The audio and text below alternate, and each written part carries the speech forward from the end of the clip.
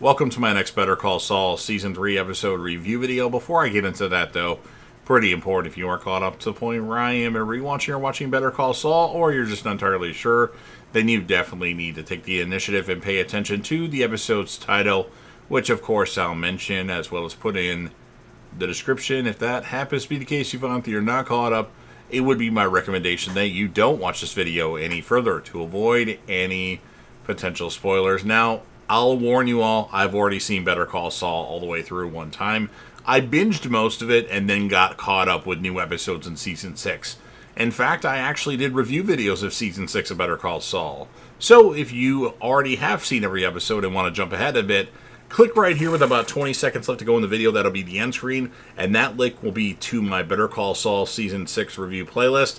And right here will be my Breaking Bad playlist with all the episode reviews of Breaking Bad, character rankings, episode rankings, all that and more. So click on those links to see those video playlists. So I like this show a lot. It's a really good show.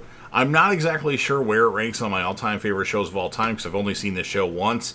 It could be as high as 6th. I'm not exactly sure. It might be more towards like 12th or 11th, though, but we'll find out.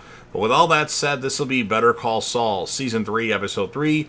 The title of this episode is called Sunk Costs, and this will be my review, reaction, recap after just finishing watching the episode. So we start the episode with a pair of shoes hanging from a wire, and they're kind of dirty looking, which doesn't make any sense because at the end of the episode they were more clean looking. But anyway, on a desert road, Mike Ehrmantraut answers the phone call that he got at the end of the last episode. It's Gus Fring telling him to expect two cars momentarily. A pair of black SUVs approach from opposite directions. Victor drives in the SUV approaching from the front of Mike, while Gus and Tyrus arrive in the car coming up behind. Mike holds up the note he found on his windshield, and Gus asks to elaborate. It's not in my interest for Hector Salamanca to die at this time, Gus explains, but he will look the other way if Mike robs another one of Hector's trucks. Mike realizes that that Gus is Hector Salamanca's competitor and wants to undermine his supply line. Still harboring a vendetta against Hector Salamanca, he implies to Gus that he has his own plan. Jimmy contacts Francesca and tells her to clear his schedule. He sits down on the curb outside Chuck's house, waiting to be arrested for his break-in. Chuck approaches with no negative reaction to electromagnetic waves outside to tell Jimmy he's pressing charges against him for his own good, insisting that he'll come out a better man and will find his path. Jimmy does not buy it, coldly reminding Chuck that no one will be around to take care of him when he gets sick, and that when he is taken to the hospital, he will die there alone. Jimmy is taken into custody at the county detention center, and while he is booked, photographed, and fingerprinted, the DDA, Bill Oakley, shows up to gloat at his misfortune. How the mighty have fallen, he laughs, and Jimmy spends the night in jail. The following morning, Kim Wexler wakes up in her office and goes to the gym across the street to change clothes and freshen up. When she returns, she encounters Ernesto, who tells her that Chuck has fired him and that Jimmy was arrested. During his arraignment, Jimmy pleads not guilty. Kim enters the courtroom to be Jimmy's attorney, and at this time I kind of dozed off, so I had to go back and watch this a little bit for like 7 minutes, but he refuses and insists he will represent himself in the case. Upon securing bail, Jimmy takes a taxi back to Wexler McGill, where he tells Kim that he wants to deal with the consequences of his actions himself.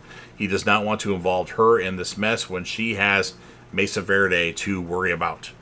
Meanwhile, back in Mexico, Mike visits Gus's physician, Barry Goodman, who we've seen in previous Breaking Bad episodes, and receives a small package which he places in the trunk of a car next to his sniper rifle. At the courthouse, Jimmy meets Bill Oakley sitting in the hall, chatting him up about the case. Oakley tells him that he's not handling the case and that the whole Albuquerque DA's office has been conflicted out because they all know Jimmy too well. A prosecutor from Belen named Kyra Hay has been brought in. And then back in Mexico, Mike drives to the intersection shown in the beginning of the episode and tosses a new pair of shoes, the same pair, onto the power line. I guess I said wire. Power line is more, that's more appropriate. And then Kyra Hay visits Chuck for a pre-trial interview, and Chuck assures her he'll testify in court despite all his ailments, while Hay asserts that she will not let Jimmy off easy during the trial. Chuck becomes emotional. He tells Kyra Hay that Jimmy has a good heart and wonders if, rather than throwing his brother in jail, there might be a better solution for everyone.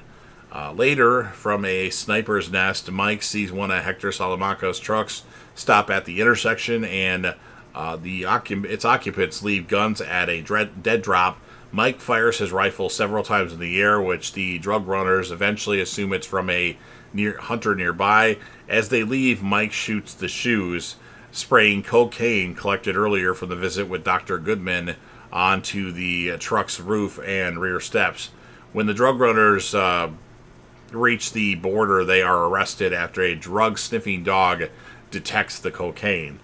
Meanwhile, Jimmy informs Kim that Kyra Hay, at Chuck's behest, has offered him a pre-prosecution diversion, which means that Jimmy can avoid jail time if he joins a rehabilitation program to help remedy the behavior leading to his arrest.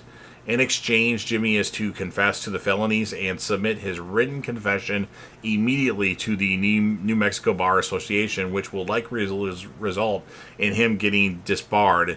Jimmy laments that Chuck has him boxed in because he'll be disbarred if he confesses, and if he takes it to trial and loses, he'll face the bar plus jail time. Kim convinces Jimmy to let her stand by him to get around Chuck's scheme. Jimmy finally agrees and says that he'll take that PPD and shove it right up Chuck's ass, ending this episode of Better Call Saul. So I did doze off a little bit during the episode, so that has to be said. That happens, though, but I think it was an 8.0 out of 10. And then as far as the characters of the episode, I mean, obviously Jimmy is the character of every episode. That would be boring if I just said Jimmy. Maybe a couple times he wouldn't be, but for this one, aside from Jimmy, I'm going to say Mike and Kim. They both had moments. I think Mike shined more in this episode, but that's just my opinion. So you've heard everything that I have to say. Now it's your turn. If you're a fan of Breaking Bad or Better Call Saul, or if you like El Camino, a Breaking Bad movie, which you should like all three, then I highly recommend that you Hulk smash the like button. Share this video with a friend. Put this video on any one of your social media platforms. Don't forget to sound off in the comment section about what your thoughts are on this episode of Better Call Saul, or the whole Breaking Bad universe in general. What would you score the episode? Who would be your character of the episode, aside from Jimmy? And then if you want to rate the episode, like I said, that's great too. And then last but certainly not least, you've already know to don't forget to hit that sub button. Subscribe to the channel, join the team, show your damn support, and be a part of something special. And you never know what you're going to see on JDF TV.